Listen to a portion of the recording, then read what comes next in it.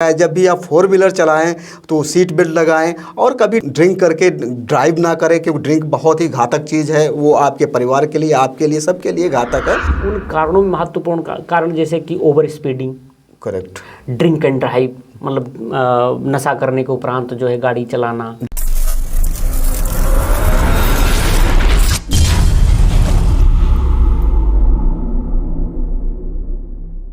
हानि लाभ जीवन मरण, यश अपयश विधिहात, कहावत तो आप लोगों ने सुनी होगी। लेकिन यहाँ पे आज हम लोग परिचर्चा करने जा रहे हैं सड़क दुर्घटना की, जो भारत में बहुत ही गंभीर समस्या है। सभी लोग इसको जानते हैं, फिर भी कुछ ऐसी चीज़ों को करने की ज़रूरत है, लोगों को जागरूक होने की ज़रूरत है, जिससे कि सुरक्षात्मक तरीके से जीवन को बचाया जा सकता है। और आज इस पर परिचर्चा करने के लिए हमारे साथ हैं आलोक जी, और आज हम लोग एक ऐसी गंभीर समस्या के बारे में बात करने जा रहे हैं जो वास्तविक बहुत ही गंभीर प्रकृति की है। आपका क्या मानना है, क्या ये समस्या है और किस तरीके से इससे लोग प्रभावित हो रहे हैं? और ये समस्या घटने का नाम नहीं ले रही, ये बढ़ती ही जा रही है। हमने और आपने सबने सुना होगा कि समस्या अगर कोई है तो उसके निदान भी मौजूद है, और सरकार के साथ में जन भागीदारी भी जरूरी है, जो मिलकर इस समस्या को कम किया जा सके। आपके क्या इस पर विचार है कि ये समस्या कैसी है और क्या? देखिए, जो सड़क दुर्घटना पर अगर हम इस मुद्दे को छेड़ें तो ये एक छोटा मुद्दा नहीं है, ये अपने आप में एक बृहद मुद्दा है। और ये किसी एक पर्टिकुलर ना स्टेट की बात है, ना एक विशेष स्थान की बात है।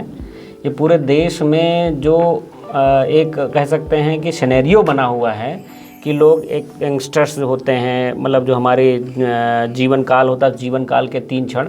अब उन 3 क्षणों में जो हमारी युवा अवस्था होती है, 16 वर्ष के उपरांत वाली 40 वर्ष तक की अवस्था, उस अवस्था के मध्य के जो हम लोग हैं, तो जैसे उसमें मान लीजिए कि ऐसे युवा जो कहीं स्टडी कर रहे हैं, पढ़ रहे हैं, उसके साथ में या फिर कुछ ऐसा काम कर रहे हैं, नौकरी कर रहे हैं, तो जब तक उनके अंदर ऐसी गंभीरता नहीं आती है तब तक उनके अंदर एक सबसे बड़ी समस्या है कि जो ड्राइविंग उनकी है बहुत ओवर स्पीडिंग।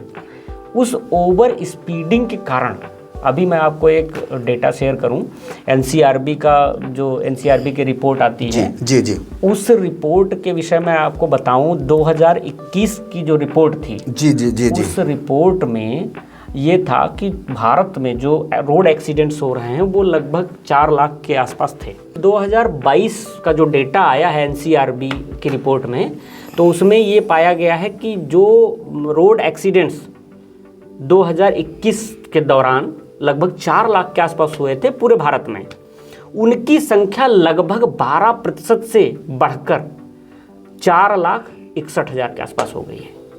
और जो मरने की जो दर थी, जो लोग मतलब रोड एक्सीडेंट्स में अपनी जान गंवा रहे थे, उनकी संख्या करीब थी लगभग वही 1,1.5 लाख के आसपास थी। वो संख्या बढ़कर हो गई 1,60,000। उसमें भी लगभग 10% के साथ बढ़ोतरी हुई है रोड एक्सीडेंट्स में मरने वालों की संख्या। जी। और इसके साथ ही एक आंकड़ा और उसने शेयर किया है, उसी रिपोर्ट में है, एनसीआरबी की रिपोर्ट में जो घायलों की संख्या होती थी, जी, जो आप देखेंगे 2021 में जो संख्या लगभग वही थी, मान के चलिए 4 लाख के आसपास जो सीवियर इंजर्ड थे, जी, उनकी संख्या में भी इंक्रीमेंट हुआ है, लगभग मान लीजिए बढ़ोतरी हुई है, वो 4,60,000 के आसपास वो भी हो गई है, जी, लगभग। तो आप इसे देखेंगे कि हमारी जो भारतीय अर्थव्यवस्था है वो 6 से 7% वार्षिक दर से बढ़ रही है, और वो उससे लगभग 1.5 गुना ज़्यादा स्पीड से या गति से हमारे रोड एक्सीडेंट्स की संख्या बढ़ रही है। अब उसमें आप सबसे महत्वपूर्ण चीज़ आप मिस करेंगे, उसको मैं बताऊंगा आपको। जैसे जो हमारे यंगस्टर्स होते हैं, जैसे होता क्या है, जो रोड एक्सीडेंट्स हो रहे हैं उसमें भी एनसीआरबी ने जो डेटा जारी किया है उसमें एक आंकड़ा ये भी निकल कर आता है कि लगभग उन मरने वालों में लगभग 50% ऐसे युवा हैं जो वर्किंग हैं, अर्थात हमारे देश की वो कैपिटल भी जा रही है, जी, जो वर्क फोर्स है, जी, जो जिसका हमारी इकोनॉमी में महत्वपूर्ण स्थान है, जी, रोल है उनका, जी, उनको हम खो रहे हैं रोड एक्सीडेंट से, जी। तो ये मतलब सिर्फ मानव क्षति नहीं है, जी जी, हमारे भारत मतलब देश की जो अर्थव्यवस्था है उसको भी एक गंभीर क्षति है। बिल्कुल। तो इस पर मतलब सरकार देखो अपनी ओर से विचार कर रही है और मतलब कानून भी उसने बना रखे हैं, यातायात के नियम भी हैं। जी जी, उन यातायात के नियमों का जिनको पालन करना चाहिए, अर्थात हमें, जी जी, इस देश की जनता को, जी जी, जो यातायात करते हैं, जो जाते हैं, जी जी, मतलब जो वाहनों का चालन करते हैं, उनको उन नियमों का पालन करना चाहिए। लेकिन क्या अक्सर होता क्या है, एनसीआरबी में जो कारण दिए गए हैं, जी जी, उन कारणों में महत्वपूर्ण कारण जैसे कि over speeding, correct, drink and drive, मतलब नशा करने के उपरांत जो है गाड़ी चलाना, जी जी, या फिर मान लीजिए यातायात के जो नियम हैं जी जी, उनका पालन ना करना, जी जी, इस तरीके से महत्वपूर्ण उसने जो है कारण बताए हैं। जी जी, तो उन कारणों को अगर देखा जाए तो अगर भारत में जैसे अभी मैं एक छोटा सा और आपको आंकड़ा बताऊं, जैसे अभी मुझे लगता है 5-6 महीने हुए हैं जी जी, जब हमारे देश की जनसंख्या चीन को ओवर कर गई है, मतलब चीन से ज़्यादा हमारी जनसंख्या हो गई है। अभी 6 महीने भी नहीं हुए होंगे, अभी ये आंकड़ा आया था। तो उसमें मैं आपको बताऊं, चीन का जो आंकड़ा है रोड एक्सीडेंट्स का, जी जी, वो भारत से पीछे है। आप सोचेंगे कि भारत में जितने रोड एक्सीडेंट्स होते हैं उसका 50-60% रोड एक्सीडेंट्स चीन में होते हैं। जी जी। और उसके पीछे कारण क्या है, वो काफ़ी जो है बेसिक कारण हो सकते हैं उसमें, उन कारणों पे हम ज़्यादा चर्चा नहीं करेंगे। लेकिन हमारी अगर पॉपुलेशन देखी जाए तो भारत की पॉपुलेशन चीन की पॉपुलेशन लगभग बराबर है। जी जी। अब दोनों की पॉपुलेशन बराबर होने के बावजूद हमारे यहाँ रोड एक्सीडेंट ज़्यादा हो रहे हैं। जी जी, उनके यहाँ कम हो रहे हैं। उनके यहाँ कम हो रहे हैं। लोगों की जो मृत्यु है, जो लोग मर रहे हैं, वो भी हमारे यहाँ ज़्यादा हो रहे हैं। जी जी जी, उनके यहाँ कम हो रहे हैं। आलोक जी, जैसे कि अभी आपने बताया कि इसके कारण बहुत सारे हो सकते हैं। अभी जैसे कि आपने कहा कि एनसीआरबी का डाटा आपने देखा कि उसमें ओवर स्पीडिंग आया, ड्रिंक एंड ड्राइव आया, लेकिन इसके अलावा भी और कारण है। आपने देखा होगा कि जैसे कि सीट बेल्ट ना पहनना, यहाँ ये बिल्कुल हेलमेट का प्रयोग ना करना, बहुत सारी ऐसी कैजुअलिटीज़ हैं, बहुत सारी ऐसी मतलब डेथ्स हैं जो हेलमेट की मतलब ना लगाने के कारण हुई। आपको बताऊंगा कि एक दिन मैं सफ़र कर रहा था, हमारे सामने ही लेटेस्ट, मैं बता रहा हूँ खबर आपको, मैं आ रहा था, देखा कि सामने से गाड़ी गई, हेलमेट नहीं था और उसमें एक और चीज़ निकल के आई, ट्रिपलिंग भी थी। 3 लोग बैठे हुए थे और ऑन द स्पॉट एक्सीडेंट हुआ, रोड पे ही ख़त्म हो गया। हाँ। काश उसने हेलमेट पहना होता तो शायद ऐसी दुर्घटना उसके साथ ना हुई होती। यहाँ पे ये बात इसलिए मैं कह रहा हूँ आपसे कि जैसे कि जब हम 4 व्हीलर ड्राइव करते हैं, बैठते हैं, क्या होता है कि जब तक हम सीट बेल्ट नहीं लगाते कुछ इंडिकेटर्स या कुछ वॉइसेस आती रहती है, क्योंकि वो मतलब एक टेक्नोलॉजी का इफेक्ट है, अच्छी टेक्नोलॉजी है, तो एक दिमाग पे जोर रहता है कि चलो सीट बेल्ट लगा लीजिए ये। और सीट बेल्ट लगाने के फ़ायदे भी हैं, न्यूज़ ताबड़तोड़ आप लोगों को बताना चाहेगा। अगर सीट बेल्ट नहीं लगाएंगे तो आपका जो एयर बैग है वो नहीं खुलेगा। तो इसलिए जब भी आप गाड़ी चलाएं, 4 व्हीलर चलाएं, आपको सीट बेल्ट बांधना नितांत आवश्यक है, ज़रूरी है, जिससे आप अपने आप को, अपने परिवार को बचा सकते हैं। दूसरी बात आलोक जी, मैं ये कह रहा हूं कि जिस तरीके से वहाँ पे 4 व्हील चलाने के टाइम जो आवाज़ आती, क्या सरकार ऐसी कोई टेक्निक या टेक्नोलॉजी नहीं लॉन्च कर सकती? जब तक आप हेलमेट ना पहनो तब तक आप गाड़ी को चला ही नहीं सकते, स्टार्ट ही नहीं होगी 2 व्हीलर।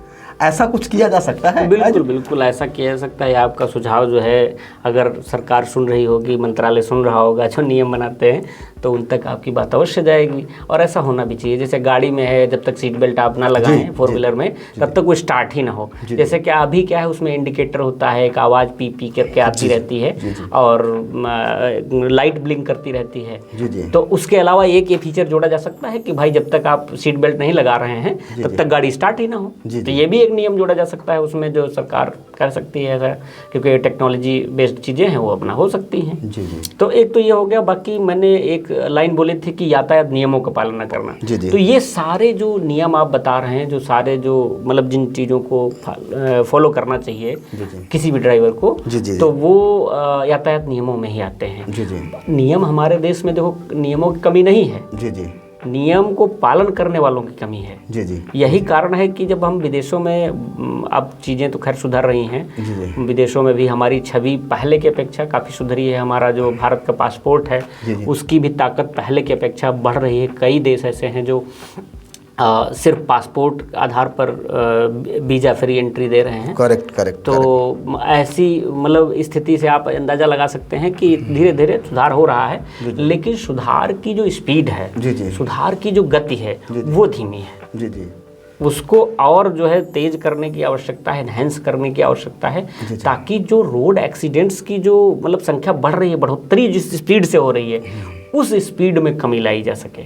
नहीं, बिल्कुल, कथन आपका बिल्कुल सही। यहाँ पे एक और बात हमको याद आ रही है कि मैं मतलब अपने दर्शकों को भी बताना चाहूँगा, और एक बात भी हम लोग करते हैं, हो सकता है कि इससे भी कुछ बेनिफिट मिल जाए लोगों को, कि जैसे कि सुना होगा आप लोगों ने कि अगर हेल्थ में किसी को प्रॉब्लम है तो बहुत सारे हॉस्पिटल्स हैं, अवेलेबल हैं, है ना।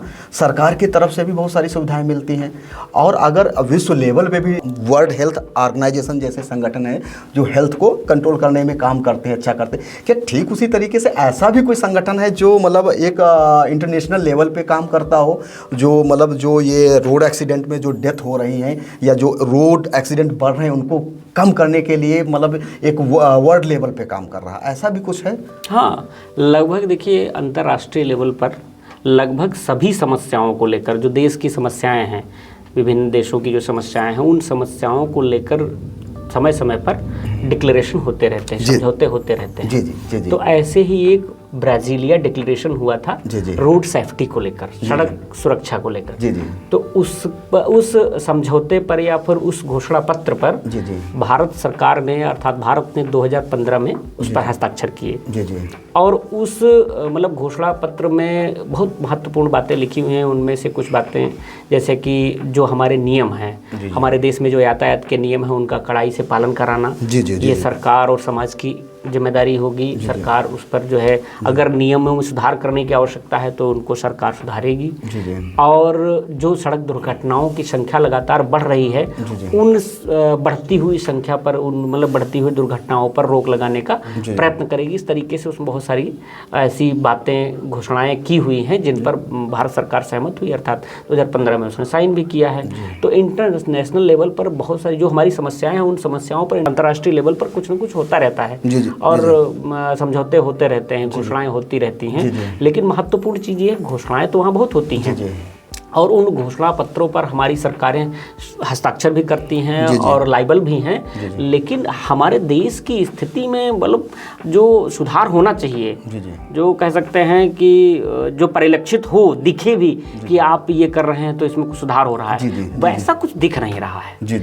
इस बात से मतलब मन बहुत दुखी होता है कि हमारे बीच के ही ऐसे, मैं आपको बताऊं, मेरे ही साथ के एक दो लोग ऐसे जो निकल गए, गुजर गए बेचारे, मतलब जिनकी आकस्मिक मृत्यु हो गई सिर्फ रोड एक्सीडेंट के कारण। बहुत ही खेद की बात है। अभी एक दुर्घटना हुई थी अभी एक गांव में, तो वो क्या है, एक पतला मतलब जो अभी हाईवे बन रहे हैं पतले वाले, कह सकते हैं 17-18 फीट वाले, उसी पे जा रहे थे। तो चूंकि लोकल हाईवे होते हैं, गांव के मध्य से निकलते हैं, तो उसमें लोग क्या है बहुत कॉशस नहीं रहते हैं ड्राइव करते समय। मैं ये नहीं कहूँगा, सावधानियां नहीं बरतते। हाँ, मैं ये नहीं कहूँगा कि वो ड्रिंक एंड ड्राइव का केस था, ऐसा कुछ नहीं था।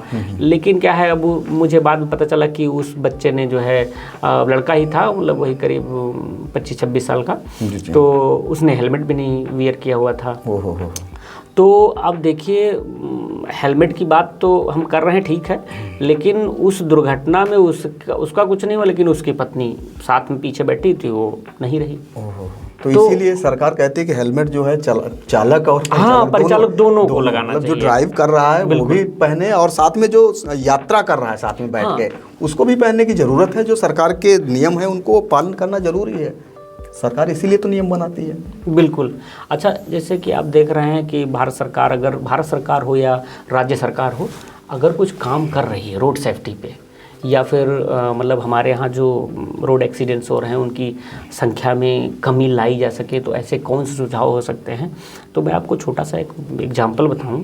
आप देखते हैं तमाम स्कूल हैं हमारे यहाँ, प्राइवेट स्कूल हैं, सरकारी स्कूल हैं, कुछ ट्रस्ट वाले स्कूल हैं, तो उन स्कूलों में तमाम तरह की शिक्षाएँ दी जा रही हैं।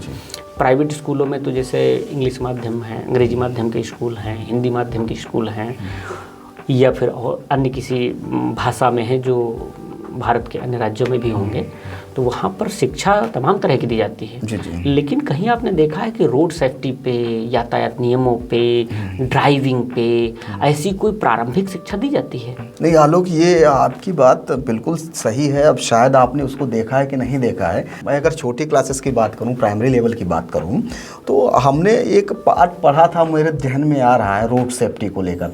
आपको सड़क कैसे क्रॉस करनी है, वहाँ पे मतलब गाड़ी कैसे चलानी है, ये नहीं था, लेकिन ये ज़रूर बताया गया था कि आप कैसे बच सकते हो।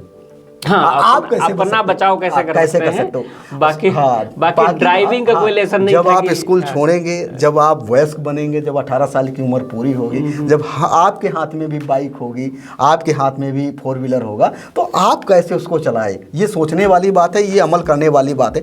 और हम लोग ये भी मतलब पूरी तरीके से नहीं कह सकते कि हो सकता है कि अब हम लोग कहाँ उन सिलेबस को देख रहे हैं, पाठ्यक्रम में हो सकता है कि सरकार ने कुछ चीज़ें ऐड की गई हो, लेकिन ऐसा कुछ क्रांतिकारी बदलाव दिखा नहीं है अभी तक। हो सकता है, क्योंकि देखिए हमारे यहाँ शिक्षा का जो पैटर्न है, मैं पूरी तरह से आलोचना नहीं करता हूँ कि शिक्षा व्यवस्था जो हमारी है वो पूरी तरह से बर्बाद हो चुकी है, लेकिन कहीं ना कहीं बड़े सुधारों की आवश्यकता है। हाँ, सुधारों की जरूरत है। अब भाई उसमें आप ऐसी ऐसी चीज़ें पढ़ा रहे हैं जिन मतलब सब्जेक्ट, जिन विषयों का कोई जीवन से सरोकार भी नहीं है, उन विषयों को तो आप पढ़ा रहे हैं, लेकिन आप सबसे महत्वपूर्ण बिंदु जो आज के समय है, आज विषय में, ये आज के समय का विषय है कि लोग बताइए 1.5 लाख 1,60,000 के आसपास लोग अपनी जान गंवा दे रहे हैं रोड एक्सीडेंट्स में। कितना गंभीर विषय है। और इस गंभीर विषय पे अगर आप कुछ पढ़ा भी रहे हैं तो मात्र एक सब्जेक्ट में एक लेसन दे दिया आप, 2 पन्ने का। इससे क्या होगा? आप पूरे सब्जेक्ट को बनाइए, उसके सब्जेक्ट को, पूरे विषय को बनाइए, और उस विषय को कंपलसरीली कम से कम 8th या हाई स्कूल स्टैंडर्ड तक उसको अनिवार्य रूप से पढ़ाइए। जी जी। लेकिन आलोक जी बात बिल्कुल सही है आपकी, मतलब पाठ्यक्रम में होना चाहिए, क्योंकि अगर हमारे बच्चे उन चीज़ों को सीखेंगे तो निश्चित तौर पे आने वाले टाइम में उसका इम्प्लीमेंटेशन करेंगे उस चीज़ का। लेकिन अभी जैसे कि अगर हम प्रशासन की बात कर लेते हैं, प्रशासन तो बहुत ही चौकन्ना है।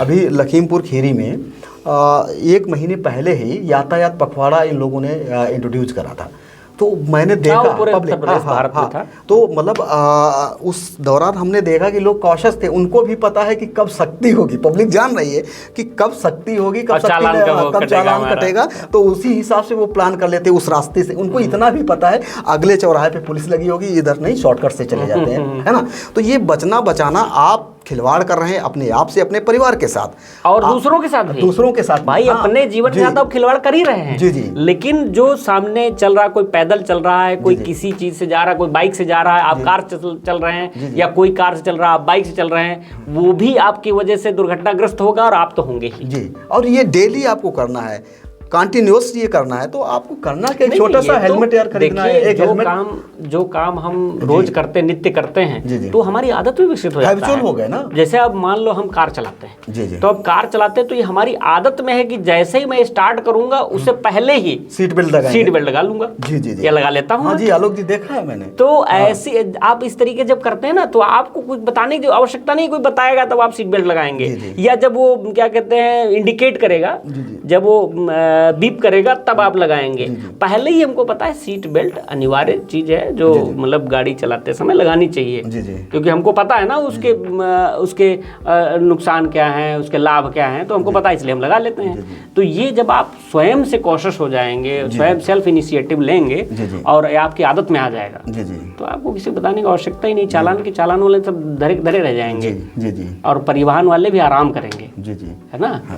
जी दोस्तों, आज की जो हम लोगों की वार्तालाप थी, जो हम लोगों का डिस्कशन था, ये डिस्कशन इसलिए नहीं था कि हम किसी की खिंचाई करने के लिए आए हैं, किसी की बुराई करने के लिए आए, किसी पे क्रिटिसिज्म करने के लिए आए, लेकिन हम लोगों ने सोचा कि जो मतलब यातायात नियम जिस तरीके से लागू है, वहाँ पे जनभागीदारी की आवश्यकता है। सरकार नियम बनाती है, सरकार कानून बनाती है, लेकिन जिम्मेदारी पब्लिक की भी पड़ती है कि जब तक पब्लिक और सरकार दोनों मिलकर उन नियमों का पालन नहीं करेंगे, तब तक, जैसे कि आज हम लोग देख रहे हैं कि 4 लाख आंकड़ा है, ईश्वर न करे ऐसा हो, 4,60,000 ये भी मतलब बढ़े ना। इसको रोकने के लिए आप ही काफ़ी हैं।